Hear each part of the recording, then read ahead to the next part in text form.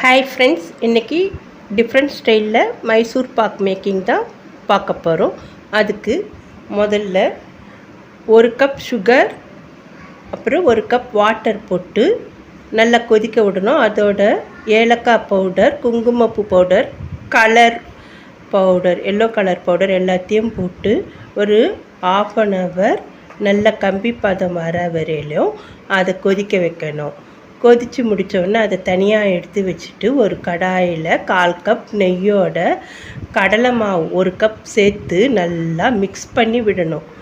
ஒரு 7லேருந்து 8 நிமிஷம் சிம்லேயே வச்சு நல்லா வறுத்து விடணும்.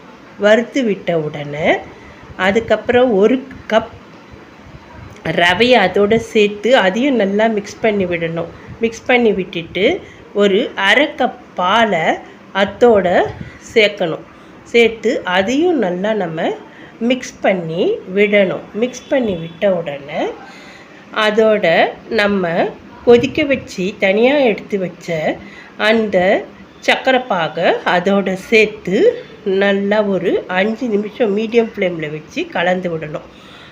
அப்புறம் வச்சுருக்க ட்ரை ஃப்ரூட்ஸை அதோடு சேர்த்து நல்லா மிக்ஸ் பண்ணணும்.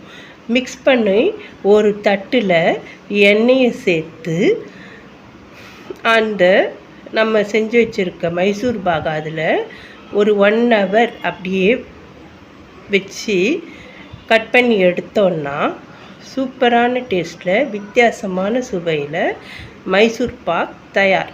இது போன்ற மேலும் ரெசிபி வீடியோக்களை பார்க்க சாப்பிடலாமா சேனலை லைக் பண்ணுங்கள், ஷேர் பண்ணுங்கள், சப்ஸ்கிரைப் பண்ணுங்கள்.